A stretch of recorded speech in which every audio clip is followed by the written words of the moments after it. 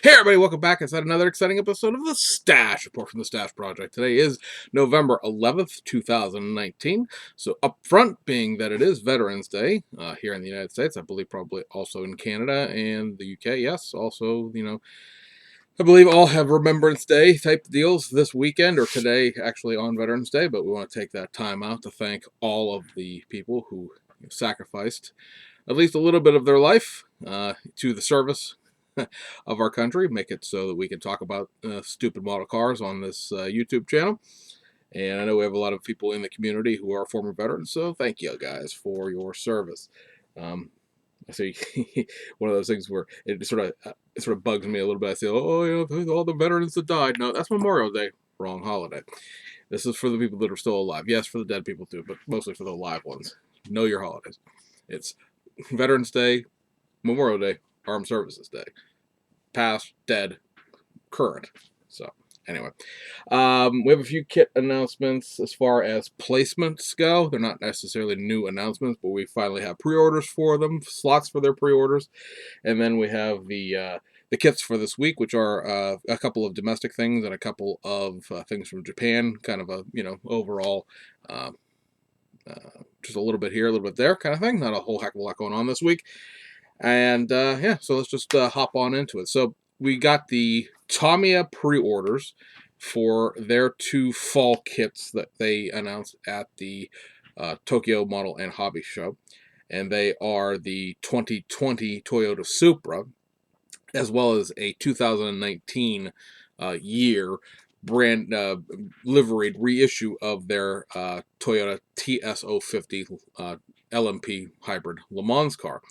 Now, the Le Mans car first. That is going to be a very, very basic redo of some decals as far as what you're going to get in that kit. It is going to have cartograph decals this time around. I don't think it actually had cartograph decals in the original TS050.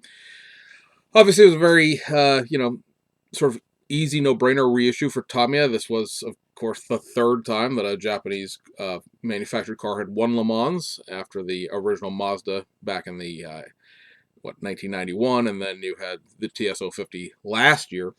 The way that the FIA WEC season had run, they wanted to create this new sort of super season that goes from the fall of one year into the spring of the next year, so that there are basically 3 races on one side of New Year's and 4 races on the other. I believe is how it works out. It might be 3 on both sides. At any rate, the 2020 FIA WEC season is currently underway because we've already had the first 2 races of the new season. Le Mans was the cutoff of the 2018-2019 season. So yes, they actually ran Le Mans, the 24 Hours of Le Mans, twice in one season in this introduction to this new scheduling system that they're doing for the World Endurance Championship. So the original kit was for the 2018 24 Hours of Le Mans win. This is for the Le Mans win this year in 2019. There's a very, very subtle changes to the striping that require basically new decals because the way Tamiya designed their original decals with the P1 and the hybrid logos being based into the actual decal film for some of the red pieces. That led to when the livery was ever so slightly changed for 2019, those P1 and hybrid logos are no longer on the red part of the decal the way the livery sits now. Also, a couple little minor changes for a couple of associate sponsorships, which are things that we did on our set of decals that we did for the actual WEC season outside of Le Mans.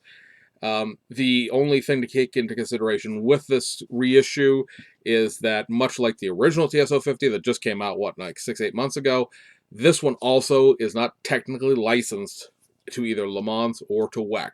So you're still going to need another fill-in sheet for the WEC logos and for the 24 Hours of Le Mans logos, as well as the Total Oil logos for the top of the door placard. So they did not pay any additional licensing. They're just reissuing the kit with some slightly different decals, and that means, of course, that if you want to build the 2019 24-hour Le Mans winning car, you are going to need another fill-in sheet. Fortunately, fill-in sheets are available from SK Decals, also from Blue Stuff, from Shunko, from Taboo, IndyCals. There's plenty of places to get those fill-in marks. So that is, like I said, coming out in December, and then the 2020 Toyota Supra was a brand new toolkit. It is, of course, the new Supra. It is a very polarizing car to some people for some reason. I'm not a big fan of the way the car looks myself. I don't necessarily think it's ugly. I just don't think it's particularly attractive. It's a I go either way with it kind of thing. Some days I like it, some days I don't.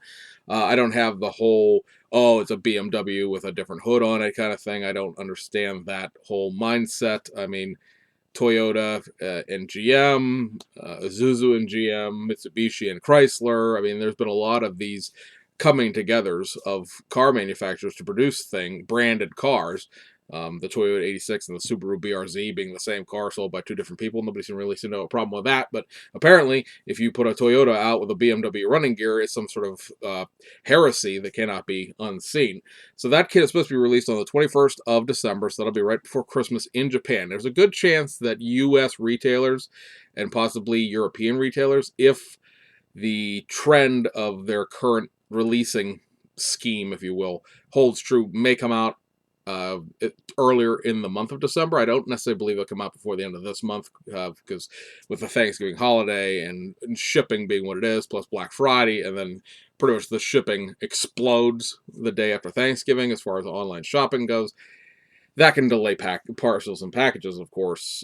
So it remains to be seen exactly when they were planning to send that out here, or if the Supra, because it is Toyota's flagship car, is going to be a global flat release on the 21st. The folks over at Hobby Easy said they were going to get it in this week. They did not. It has been pushed back to December. So even Hong Kong is not going to be getting it early either. So I'm going to guess that probably the middle of December is pretty much where this kit's going to come out at. Since we never did an actual video for the All Japan Model and Hobby Show, and at this point it's too late to do one in my personal opinion, because these kits are going to start coming out in this month for some of the November Hasegawa kits, we're going to just go ahead and take a look at the photos from the All Japan Model and Hobby Show as we talk about this new Super kit. So let's take a quick look here at some of these pictures that we had saved for the video that we never quite actually filmed. We did film it once and I didn't particularly care for it and ended up deleting it and never got around to doing it again. So here's the parts layout for the entire kit. You can see it is a curbside. I know some people were disappointed with that because, well, they just hate Tamiya, or they hate the subject matter, or they just are miserable people in general. Would I like things to have an engine? Sure, I would. I'm not going to lie. I'm an American. I'm raised on kits that come with engines just like everybody else. But does that make me not want to buy it, or do I actually legitimately care? No, because I build race cars a lot, and a lot of race cars are curbsides due to their nature of if you're going to build 5 BMW M6s, you don't want to build 5 engines along with 5 complete drivetrains. You want to be able to build a curbside real quick, and it's all about what the car looks like on the outside. So this doesn't have an engine, doesn't really have any engine components either. The exhaust is probably the only thing of the drivetrain, if you want to call it that, that's really visible in this thing. When you build it, there's some under plates as far as the front rear suspension that cover where the engine would be. It's aerodynamics and skid plates and things. Not really skid plates, but scuff plates, if you will, to protect the oil pan and things like that. So you can't see the bottom of the engine anyway.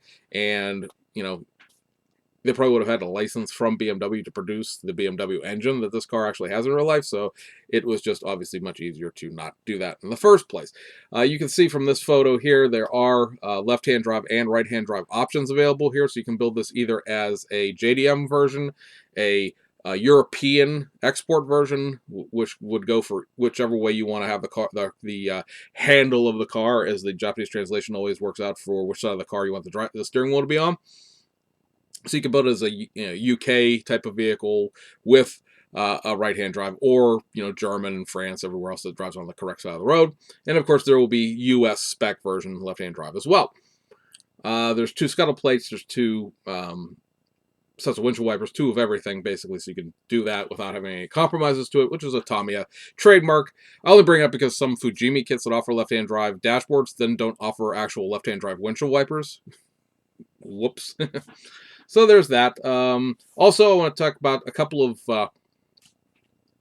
what are being known as which we talked about this before in the past. They're known as gimmicks in Japan. And gimmicks in Japan does not necessarily mean the negative thing that would here in the United States, where it's like trying to pull a fast one.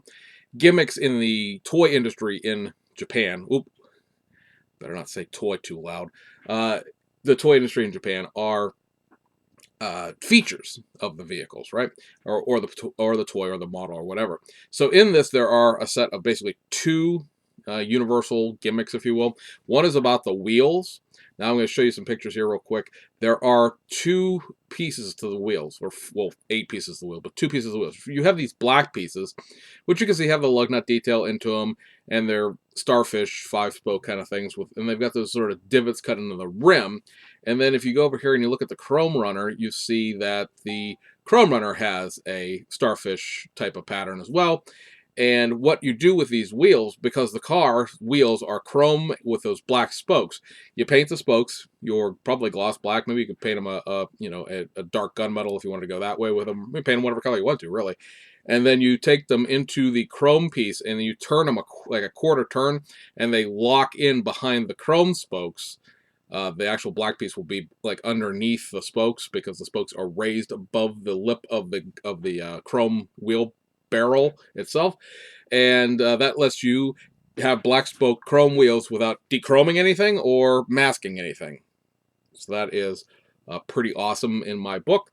The other thing we're going to show you here is the runner from the interior specifically. If you look at the bottom right-hand corner of this photo, you'll notice that the headrests, front and back, are there, and then there's these like little sort of hockey stick looking things with cup holders in them, and then above that is like little hockey stick looking things that have speaker grills in them. This specific 2020 Supra is the Gazoo Racing trim level. It's not Gazoo Racing like the race car. There's an actual trim level, a limited edition trim level that they sell. They're going to sell it in the United States, so that's how we're getting a US spec car out of this. But the Gazoo Racing trim level, as far as I understand it, I could be wrong. If I am, go ahead, let me know. But as far as I know, all of the cars, because it only comes in so many colors and there's only going to be like 2,000 of them or something like that, all of them have a red and black interior, the red being an accent color.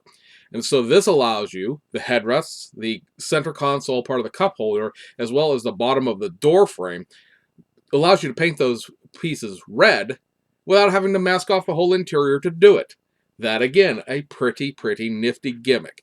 I can forgive, not that it really was going to hold a grudge against Tamiya in the first place, but I can forgive, to use that term, the whole idea of it doesn't have an engine, because those pieces are now separate and I can paint them very easily, and I don't have to worry about masking things. I don't have to worry about, masking off the entire door panel or the entire seat or anything else like that. The 4GT has these same features. The 4GT Tamiya Streetcar Kit has several features like this for the interior, for things that are color keyed to the outside or are significantly different colors than the interior colors will be. Those pieces are also separate in that kit. One last thing I'm going to draw your attention to before we leave altogether is if you look at the body, which obviously is in the top left of this photo, you notice the A-pillars look kind of funny. They're sort of sunk in from the body, and they're kind of really thin looking, and they kind of a divot in them. I'm not sure. I've not looked at this long enough to look at. Actually, I just found it while I'm looking at it. If you look at the black parts runner, you have the dashboard, then you have the door cards and the center console, and then you have 2 little black pieces that look like just little hyphens or minus signs, right? Those are the A-pillars, because on this car, the entire car is body color, except the A-pillars. The A-pillars are black, no matter what color you get the car. Obviously, if it's black, the A-pillars would be black anyway, but no matter what color you would buy a Toyota Supra in, the A-pillars are black. So here again, you paint the A-pillars black and then you apply them to the body in final assembly so that you do not have to mask the A-pillars off when you're painting the body. That is also awesome. All the window black otherwise is on the clear parts, and there's of course a Tamiya masking sheet for the windows, so you don't have to mask off that. They already have pre-cut or at least pre-patterned. It's kind of hard to tell whether Tamiya's masks are going to be laser cut or not. It varies kit to kit, and there's no rhyme or reason to it some days. So again, some very neat little engineering tricks that they're doing in their kits that make building or especially painting a great deal easier. And hats off to Tamiya for sort of taking a outside of the box kind of look, if you will, at the assembly of their kits. I think that's a great thing to make it easier. Makes it certainly more appealing to kits in general, or to not kids, but makes the kit more appealing in general to beginning builders, because they don't have to worry about, masking off those A-pillars and then leaking the paint onto their paint job and, ruining their model, because now those pieces are separate. So as long as you don't glue bomb the A-pillar pieces on, you're all set. So that is the sort of, not so much announcements. The kits have been announced. They've been common knowledge for a little while. We've already talked about them before in the sort of the preview to the actual show. We just didn't do a show with pictures kind of video. And those will both be December releases. So let's take a look at the actual kits for this week as the crow flies, so to speak. One other thing I want to mention before I forget, now that I brought these pictures up. I'll show you this. This picture is from Tim Boyd. He took it up at the Detroit Area Automotive Modelers Contest over the weekend, and it is box art for the reissue of the 29 Model A Roadster. We've heard for everybody who thinks they know what's going on, but of course they don't, love to tell me that this kit's never coming back out. I don't know what I'm talking about. I'm crazy. I didn't actually have a conversation with Ed Sexton and Anna Elise where he told me to my face this would be released in the first quarter of 2020. I'm clearly lying because, I don't know why. I literally don't know why anyone would think I was lying about that, but there you go. There's the box art. And much like we told you in the conversations we've had with Revell and with Ed about these kits being reissued, this and the 30, they are swapping the wheels out and they're swapping the engines out between the two kits. So the 29 Ford, when it is reissued, will have the sort of Halibrin style wheels with the knockoffs and the small block Chevy from the 1930 Ford coupe. And when the 1930 Ford coupe gets released later in 2020, it will have the Buick nailhead and the wheels from the other set of wheels. I can't think what they are off the top of my head. I was going to grab my kit, but it's buried behind stuff. But it's going to have the other set of wheels from the 29 Ford in it. That's the way these kits were designed. They were always designed to have modular components so that you could reissue pieces and parts of the kit, because obviously there's not just two kits in this tooling. There's probably 3, 4, 5 of them all together. Now with it being reproducing these, perhaps we'll see some of those other kits that are locked in the tooling. Ever since the tooling was dropped off the forklift and damaged in China, maybe we'll actually get to see what those other kits are now that the tooling is functional. There were test shots on the table. You can kind of see the top of it in the bottom left of that picture. So this is coming first quarter 2020. Exact month is not finalized yet, but it is coming back. So there is that. And for people who already have 29 Fords and wanted a small block Chevy for it, or you wanted the Halibrin style wheels out of it, and you didn't want to buy two kits, or you could never found a 1930 Ford to steal the wheels from in the first place, your desires have been answered there with this kit as well. So again, thanks to Tim. I didn't actually ask, but I'm going to give him credit because he did take the picture and go to the show. But thanks Tim for the picture to finally give concrete proof to something I've been saying for 8 months now. So we also, I'm trying to think here, we also have an announcement out of Aoshima. I almost forgot about this. Very forgetful. And they're doing a limited run of their Toyota Japan Taxi. Now you may say, well, didn't that kit just come out like 2 or 3 months ago? Yes, you're correct, it did. But that was just a Japan Taxi. It was just like the kit of the taxi. They are releasing one from a company called Kokosai Motor Cars, which is a taxi service somewhere. I don't know necessarily if it's in Tokyo or if it's something down in Shizuoka or where exactly this taxi firm is from. I didn't bother to look it up. But they are reissuing the kit with this specific taxi livery included this time. There are a number of new parts, as you can see here. There's some window vents, some rain vents for the windows. There's some metering equipment. There is a plastic sort of screen to protect the driver from passengers, the way U.S. American taxis have. There's some decals for like a signboard for that vehicle. Remember, the car's driving on the wrong side of the road, so that's technically the side that faces traffic. And also has the Kokosai Motor Cars livery, just their general livery. They are reissuing this as the molded in black kit, but as you can see in the picture of the real car, it is a very dark blue. I actually kind of like that dark blue.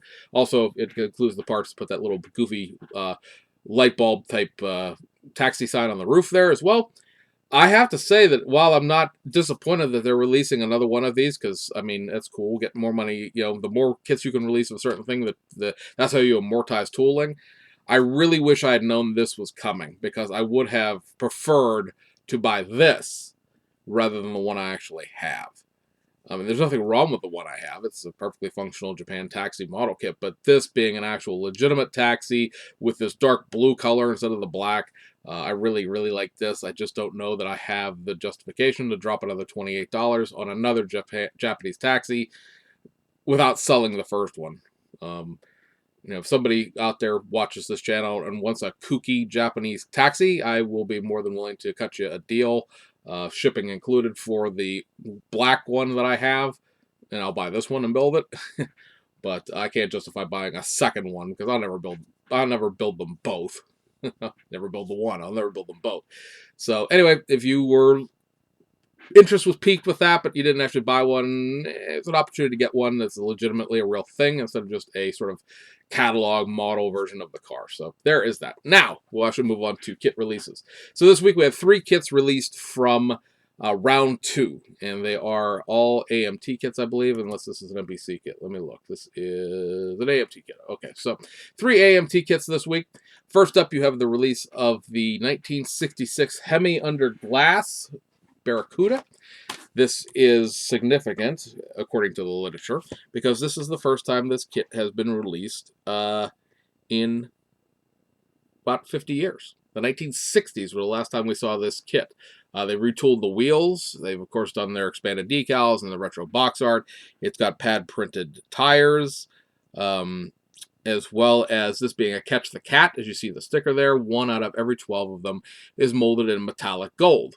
The other 11 in every case are molded in white, so you don't have to worry about it being, molded in yellow or some weird color like that. They're all molded in white, except the 1 out of every case is molded in metallic gold.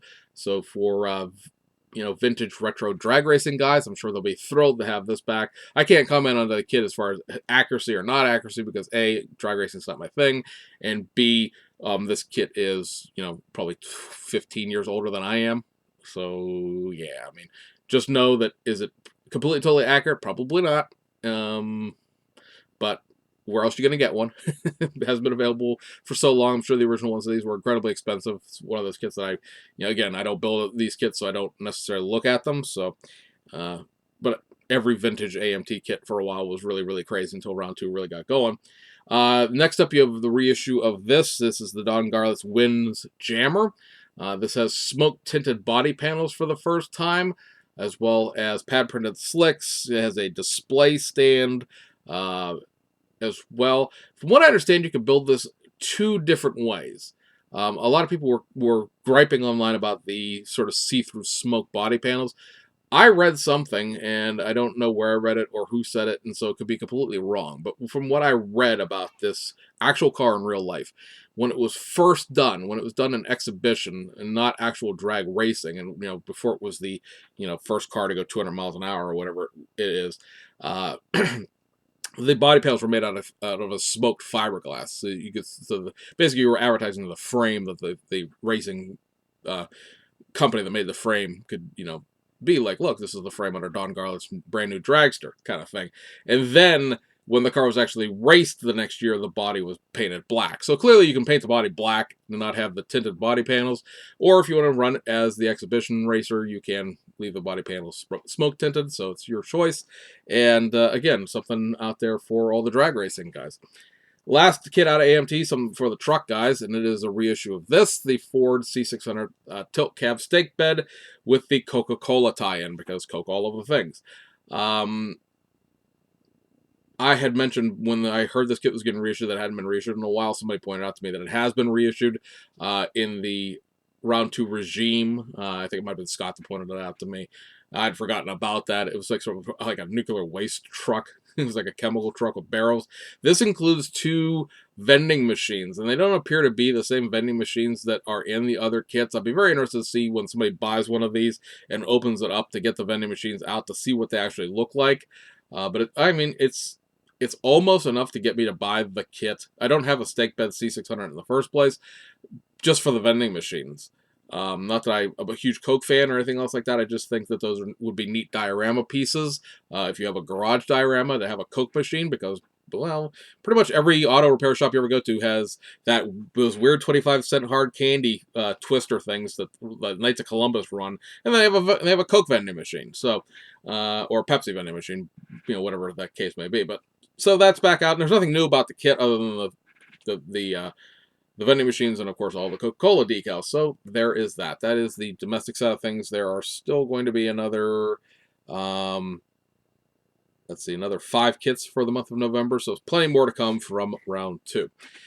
That'll take us overseas to Japan, where there are basically a couple sets of wheels and 1 kit to talk about. Over at Aoshima, your wheel sets, and these are going to be the 20-inch wheels for this month. They are actually the only wheel sets for this month. So you have the SSR Professor VF1s, the Workschwert SC4s, and your good old 20-inch BBS LMs. Can never, ever, ever go wrong putting a set of BBS wheels on a car. Just never. BBS all the things, all the time. Not necessarily LMs, but there's a wide variety of BBS rims available from Aoshima, from aftermarket companies, from USCP and other resin manufacturers. BBS wheels are classy, and you can never go wrong putting BBS wheels on something. So there's my paid endorsement, not paid endorsement from BBS, but anyway, I'm an enjoyer of BBS rims, so I certainly advocate the purchase. And then last in this video will be the first of the kits for November from Hasegawa. This is a modified reissue. This is, of course, the 1988 Le Mans, 24 Hours of Le Mans Racing Minolta Toyota Team Toms. They've just reissued this kit not too terribly long ago. It might have been earlier this year, might have been late last year. It's far enough back that it isn't recent, but it's close enough that I remember the release. And I'm trying to sort of I don't know if you can see the pages come up far enough, but I'm kind of looking backwards here as I talk. But this kit has a few different pieces in it to convert it to the Le Mans conversion compared to the way it ran in Japanese sports car prototype series. There's some differences with the side strakes and the air intake. So those pieces are included. They're basically from the 1989 Toyota 88C, the Toyota Toms that is an actual red car rather than this blue and white Minolta livery. Minolta livery, to me, has always been one of the good-looking liveries of just in general. I've gone backwards here half a year and I can't find it, but be that as it may, the blue Minolta livery has always been one of my personal favorite Japanese liveries. I'm a fan of blue, and so that always works for me. This car didn't do too terribly well in 1988 24 Hours of Le Mans, but it is another one of those things for it. And unlike Tamiya, Hasegawa pays their licensing, so this includes the Bridgestone logos for the wheels, the Bridgestone logos on the car, your Sibi lighting logos. Remember, those are missing from the reissue of the Mazda. And it has the scrutineering placards for the 24 Hours of Le Mans, which, again, something missing from the Toyota TS050 and the 787 Mazda reissue from Tamiya. So I'm not exactly sure why a smaller company like Hasegawa can license this from Toyota and Team Toms and Le Mans and all the sponsors, but Tamiya, which while doesn't produce nearly as many kits on a monthly basis as Hasegawa does, is nominally the bigger company in terms of everything that Tamiya does, and it would make me seem that Tamiya would have more money. Perhaps Tamiya doesn't send that much money downstream into their automotive side of their modeling compared to their military side, or what the excuse is exactly, but this does include all of the decals. You don't necessarily have to go out and buy some new ones. So anyway, guys, that wraps up this video. Hope you enjoyed it. I hope you guys had a great weekend. If you're having a 3-day weekend like I am, or actually, no, I'm not. I have to work today. I don't know why I thought I had the day off. My kids were off today. So, if you have a 3-day weekend, if you are fortunate enough to get all of your government holidays and not just the major 5 of the year, I hope you guys have a great 3-day weekend while you keep in mind why you have a 3-day weekend, and we will see you guys on the other side.